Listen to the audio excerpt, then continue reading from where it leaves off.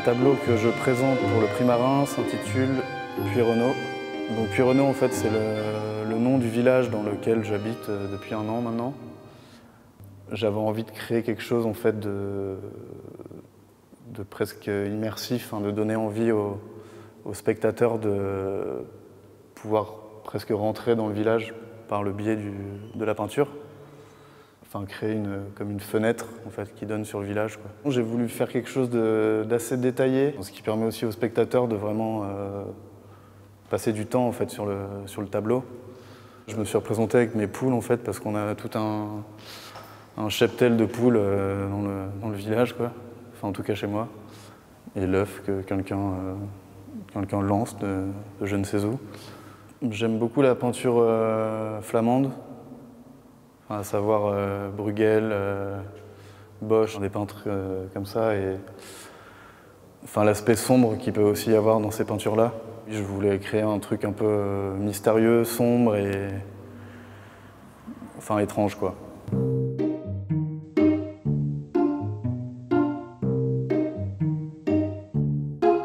Bon. Je m'appelle Matteo Andrea, j'ai 37 ans. Donc, je suis artiste plasticien, j'ai un cursus assez classique. Je fais les Beaux-Arts à Paris. C'est la première fois que je présente le prix Marin. C'était un peu un défi. Déjà pour une question de taille, de dimension. Parce qu'en général, je fais des choses beaucoup plus petites. Et là, le défi, c'était d'essayer de retrouver ce que j'ai l'habitude de faire sur un format 2 voire 3 fois plus grand. Je dessine toujours sur toile, donc ça c'était la même chose, partir d'un matériel complètement brut. Je ne me considère pas vraiment comme un peintre, plutôt comme un dessinateur. J'utilise la mine de plomb, le fusain, et la peinture vient après. Ce sont des personnages, la plupart du temps ce sont des femmes. Ça c'est pareil, c'est une sorte d'histoire d'amour en général qui a depuis mes premiers pas aux Beaux-Arts. À chaque fois avec pas mal de grimaces, des faciès qui s'expriment en tout cas. Elle se retrouve là dans une situation, dans une composition. Il faut que je cherche à trouver des équilibres avec des éléments qui viennent souvent dans mes tableaux, qui n'ont pas forcément une valeur symbolique. On lui attribue celle qu'on veut. Je donne des pistes et puis chacun peut trouver sa propre histoire, s'approprier un peu le tableau. La toile s'appelle Sans titre. C'était pour jouer sur les 100 titres SANS. Qu'on peut souvent retrouver dans des compositions abstraites.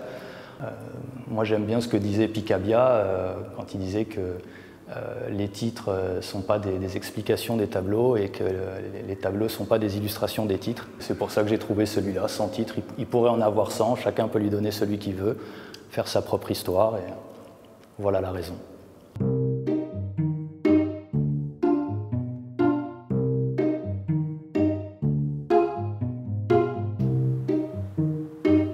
Je suis Julia Roland, je suis artiste peintre.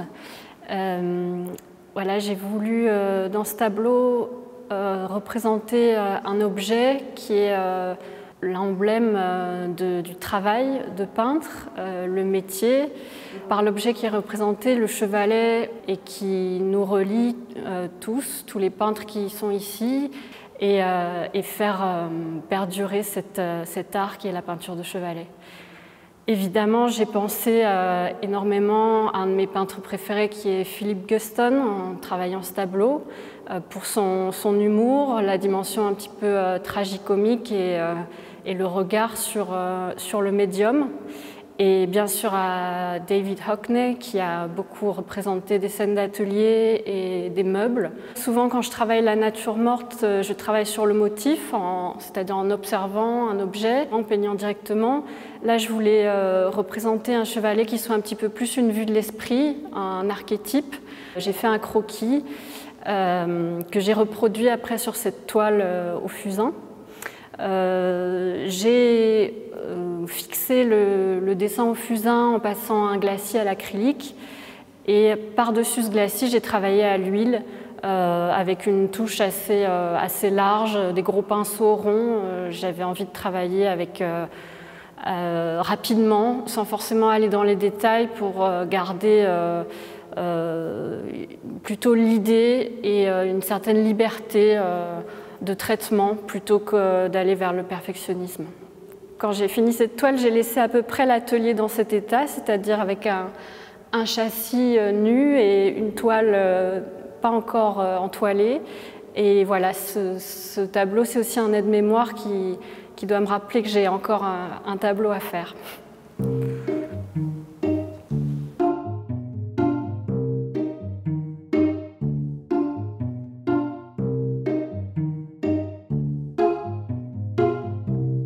On peut y aller.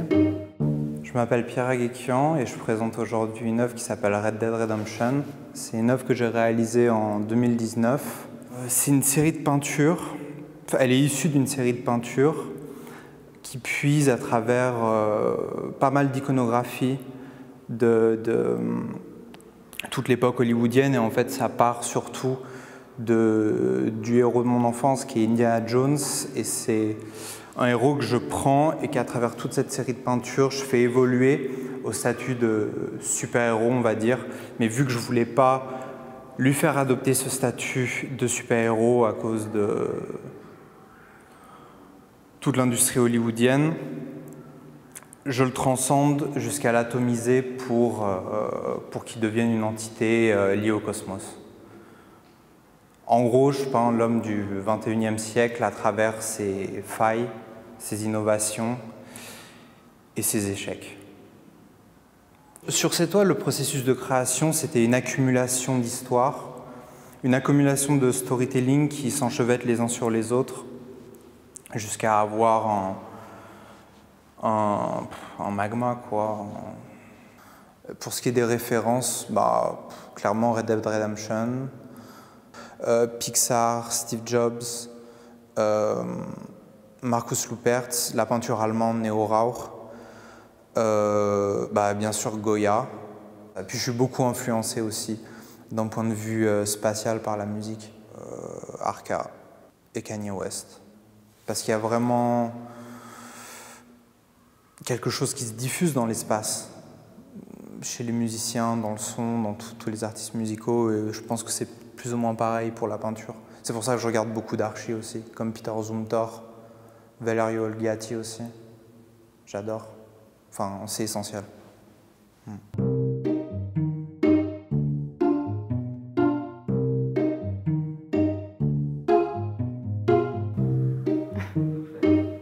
Je m'appelle Marie-Pierre Brunel et je présente pour le prix Marin un tableau qui s'appelle Synode et qui est en fait un diptyque, un tableau en 2 panneaux. C'est une peinture acrylique sur toile avec des réaux de craie.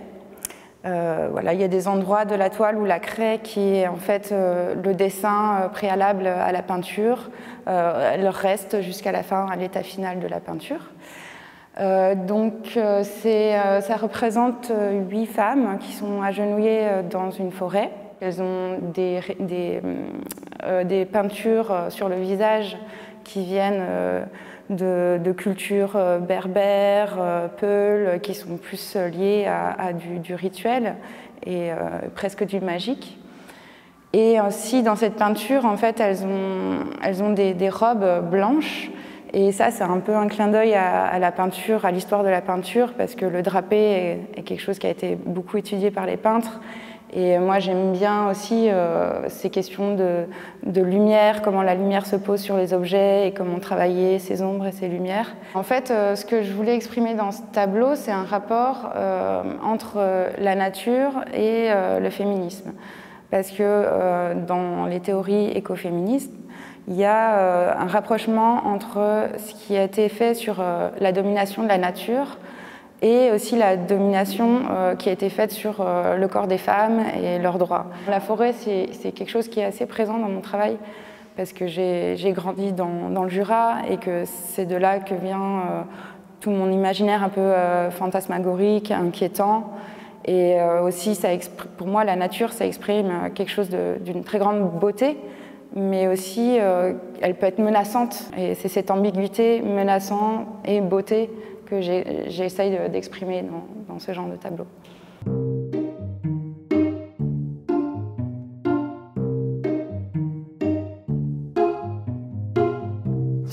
Je me suis décalée déjà.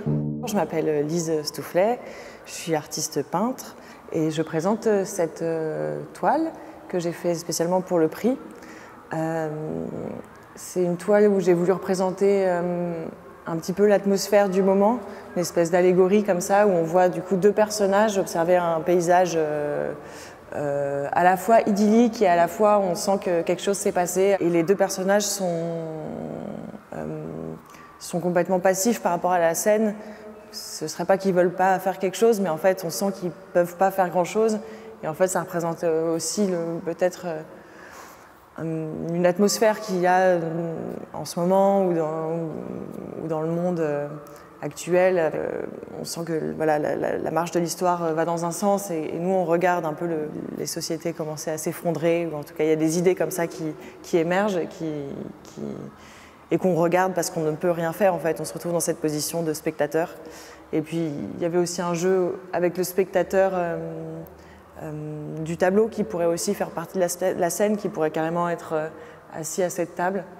Puis avec voilà, une mise en scène un peu théâtrale avec les rideaux. En fait, peut-être que derrière, c'est un décor. Là, j'ai vraiment voulu jouer sur les couleurs du coucher de soleil idyllique parce que voilà, c'est un couple d'amoureux qui regardent le coucher de soleil avant tout, quoi. Mais finalement, cette atmosphère, elle peut être un peu atemporelle parce que ça pourrait tout autant être le matin. Puis si on imagine une atmosphère un peu de fin du monde, comme ça, apocalyptique, on imagine aussi comme ça peut-être des espèces de nuages incandescents et du coup dans des tons roses aussi. En fait, j'imaginais que la fin du monde pouvait être aussi un peu jolie, quoi, esthétiquement. Ce dont je suis sûre d'ailleurs.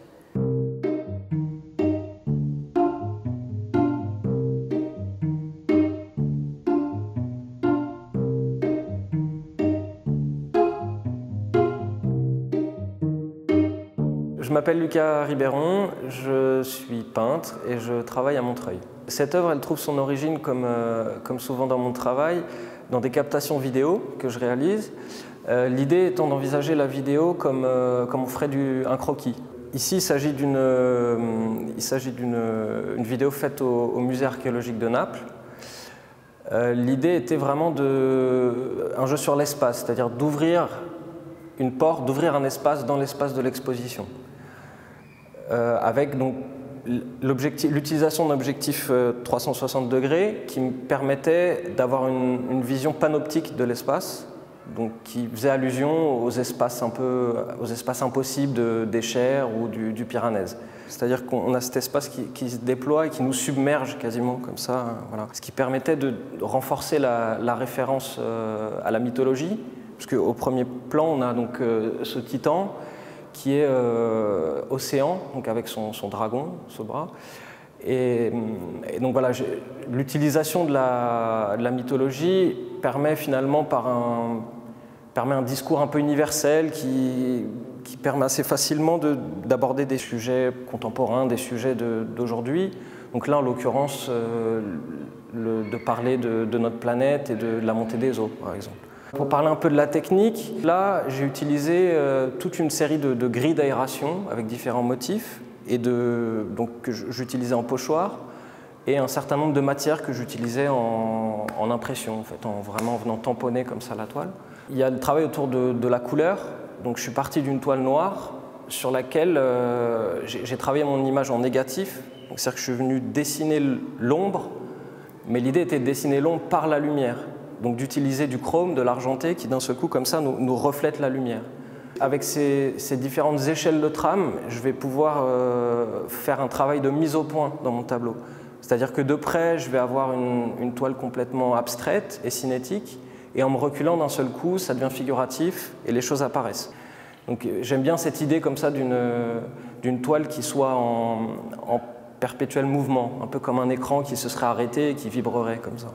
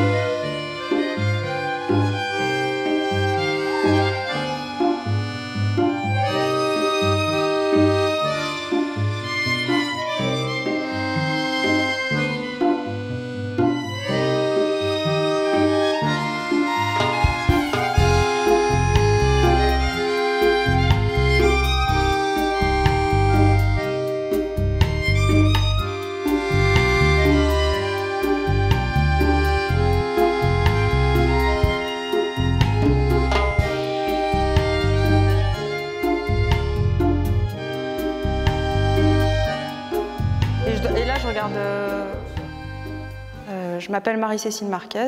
La toile que je propose, elle s'appelle Nier. C'est l'une de mes plus grandes toiles. On peut y voir un espèce de bateau qui est comme figé, on va dire figé dans le temps. Et on ne sait pas trop si on est dans quelque chose de plutôt rêvé ou quelque chose de plutôt cauchemardesque. J'aime beaucoup chez les artistes en fait l'hybridation des médiums, et que ce soit à la fois de la sculpture, de la peinture, de la vidéo. C'est ce qui m'intéresse vraiment, le travail artistique pluridisciplinaire.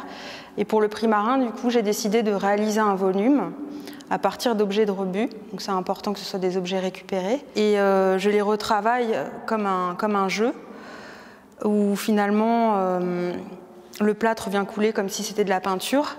Et ensuite, ils mettent des petits personnages. Donc en fait, je me fais comme un petit théâtre, une mise en scène pour raconter une histoire à la fois la mienne et celle plus contemporaine de nos jours.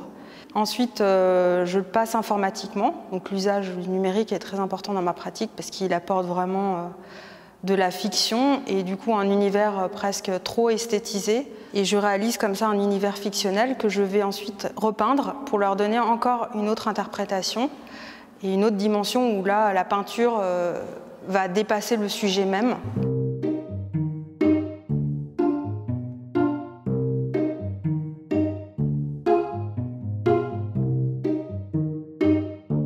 Je m'appelle Johan Riva et je suis peintre. La peinture que je présente pour le prix Marin, c'est une huile sur toile qui fait 2 mètres par 2,80 m et qui se nomme Le Dernier Homme. C'est vraiment la facture picturale qui a donné le nom à cette peinture, ainsi qu'un écho au dernier roman inachevé d'Albert Camus, Le Premier Homme.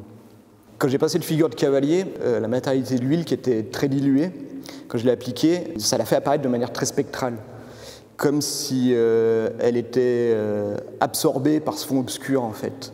Une forme d'effacement qui arrivait de ce cavalier comme absorbé par le fond dans une lente décantation de l'image. J'ai pris conscience qu'en fait il se passait quelque chose que je n'avais pas du tout prévu, mais qui était, en fait, j'étais en train d'essayer une tentative de faire apparaître une disparition. Et cette disparition, c'est pas n'importe quelle disparition finalement, c'est la disparition d'un cow-boy. Le cow-boy dans l'inconscient collectif, c'est un symbole du romantisme, sauvage parmi le sauvage en fait, qui a un rapport à la nature qui est très fort, dans un espace où tout semblait possible encore. Mais c'est également la figure de l'homme du 19e siècle en fait. Ce 19e siècle qui voit l'apparition de la société industrielle, de ce bouleversement qui va marquer l'humanité et la société. Et il est acteur contemporain de ce changement. Et ce changement va voir sa disparition en fait. Et c'est ce changement-là qui se trouve matérialisé picturalement sur la toile qui m'a porté et qui peut faire de lui justement le dernier homme en fait.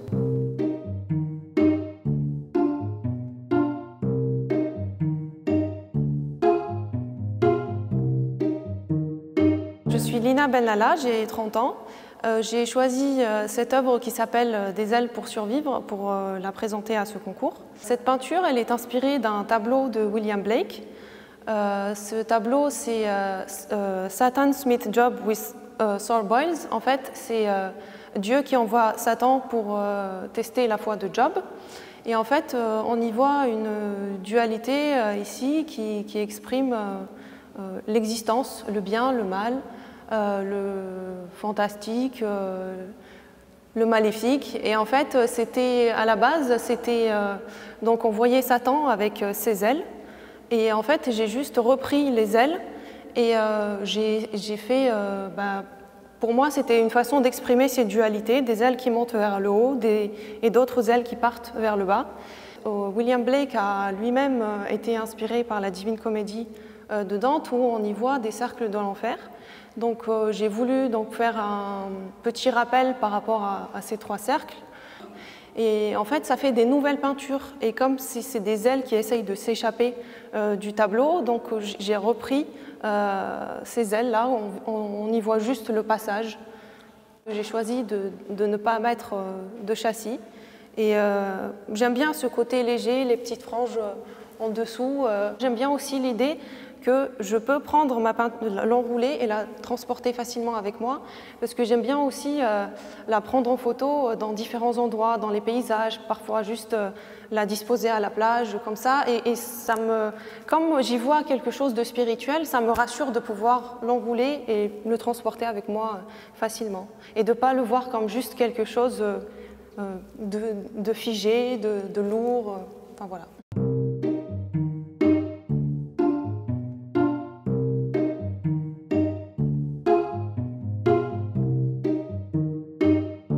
Alors, je suis Marie Weissensel. Je vais vous présenter ma peinture qui s'appelle Pierre au poisson. C'est l'un des plus grands formats sur toile que j'ai réalisé jusqu'à aujourd'hui. Je travaille d'après photographie, issue d'albums de famille. Pour moi, justement, cette banalité du cliché de vacances, en fait, elle révèle une part assez énigmatique. Et cette étrangeté, en fait, elle va vraiment me pousser à la peindre. Et ce qui m'intéressait ici, dans cette photographie, c'est le rapport entre la figure humaine assez centrale et le paysage qui l'englobe. Une fois que j'ai choisi en fait la photo, je vais avoir un temps de regard sur cette photo qui va être très lent et longue, c'est-à-dire que cette photo, je vais vivre avec pendant plusieurs semaines. Et une fois digérée, je ne vais plus du tout voir cette image comme quelque chose à reproduire, mais je vais voir cette image par morceaux, et ces morceaux vont devenir presque abstraits en fait, voire informels.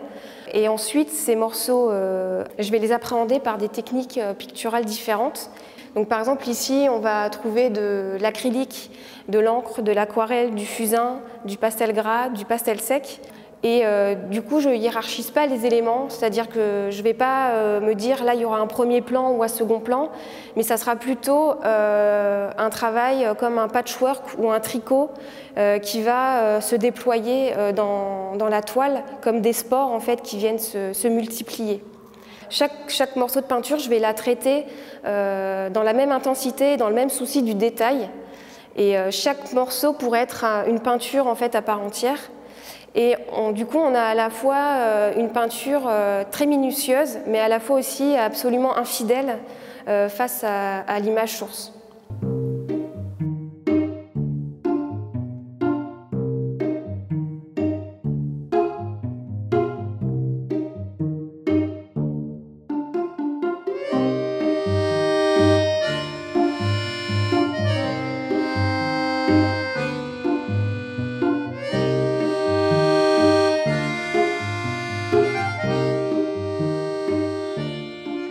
Bonjour, je m'appelle Sharon Burtin et je vais vous présenter une œuvre d'une série qui se nomme Kinétique pour le prix Marin. Cette œuvre est une matérialisation de mon rapport singulier et sensible au monde de la nature. Elle présente une inflorescence dont chaque partie amène plusieurs domaines d'appréciation. Pour exemple, la physique quantique et l'astrophysique pour les recherches sur la matière, l'espace et le temps autour des trous noirs. Apporté en fait généralement par Stephen Hawking et Etienne Klein, qui ouvrent à des parentés formelles entre le monde de l'infiniment grand et l'infiniment petit. Il y a aussi la spiritualité à discerner de l'ésotérisme qui se passe lors de mes expériences méditatives pendant une promenade ou un voyage. Mais aussi il y a le domaine musical, ici annoncé par le titre Kinétique, œuvre musicale du groupe de rock indépendant Radiohead, dont les recherches s'apparente à un travail presque scientifique et pictural des sonorités. En fait, dans l'ensemble, je parle tout simplement du monde sensible. Cette peinture, je l'ai produite en 2018, lorsque j'étais encore dans mon atelier à Paris. Mes recherches dans différents domaines a placé ce tableau au sol de mon espace de travail, et j'utilisais des outils qui étaient simples, qui sont tout simplement mes mains, la matière, la couleur, la gravité, la densité et la lumière. En fait, mes mains sont venues écrire sur cette toile un état d'éveil, une considération de tous mes domaines de recherche. Il y a du mouvement dans la matière, des confrontations entre mon corps et la dimension de l'œuvre, des oppositions entre différentes textures, des accompagnements entre la couleur et aussi la matière, du dialogue dans l'ensemble de ces éléments et aussi la cristallisation de cet ensemble de l'activité peinture par le séchage. L'œuvre en fait devient ici une métaphore qui est le recueil d'une réalité personnelle singulière à un instant T.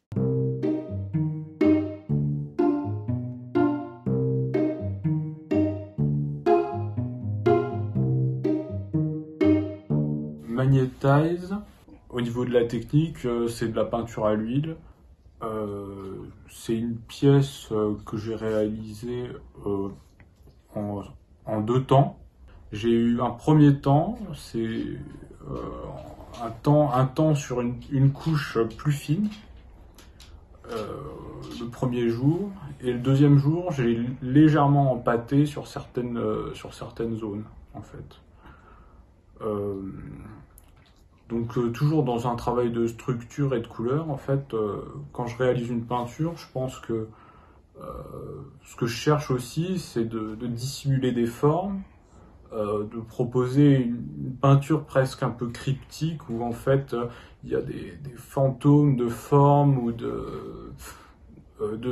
même probablement de récits de l'histoire de l'art qui interviennent par le fantôme de la couleur ou par la forme générée par les accidents ou non, en fait. Une sorte de jeu un peu ambigu entre ce qui est aléatoire et ce qui ne l'est pas. Et en l'occurrence, Magnetize, c'est une peinture que j'ai relativement construite. Alors, le Magnetize, c'est aussi un titre, c'est une action, le fait de magnétiser, et en l'occurrence, je pense que je sais pas si c'est le rapport au jaune ou au rouge, mais en fait, je pense que cette peinture, elle est magnétique en soi. Enfin, j'avais le sentiment de créer une action, en fait, aussi.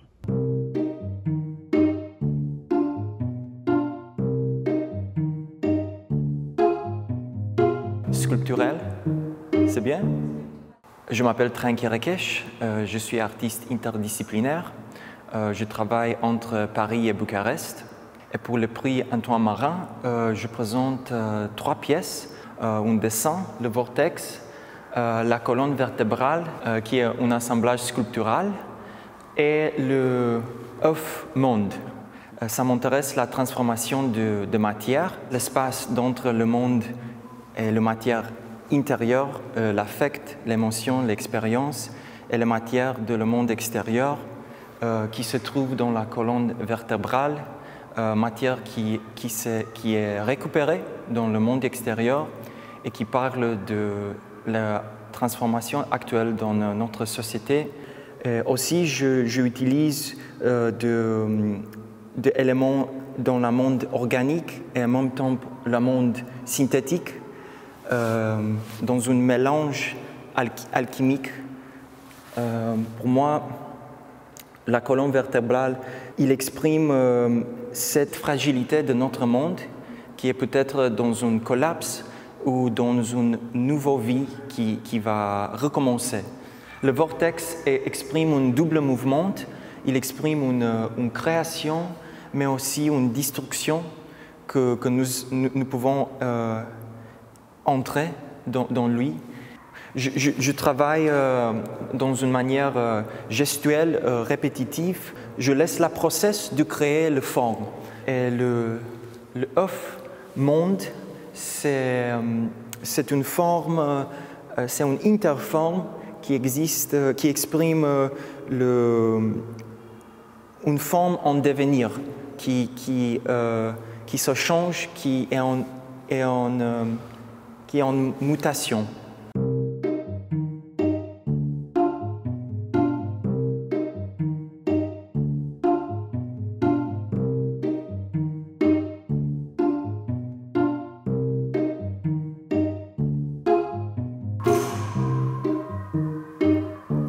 Je m'appelle Clara Champsor. Alors moi, je m'inspire beaucoup d'artistes qui parlent en fait de la notion d'immatériel et d'invisible. Donc Robert Morris avec sa série Blind Time, mais aussi Davalouche ou James Welling.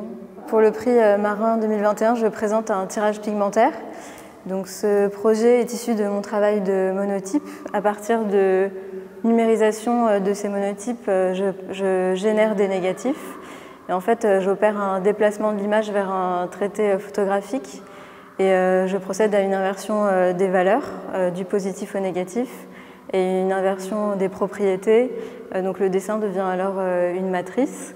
Et en fait, ce qui m'intéressait, c'était de donner des sens à la matérialité même de l'image et de présenter un négatif qui est un espace subsidiaire, intermédiaire, et qui témoigne du mouvement de la naissance d'une image.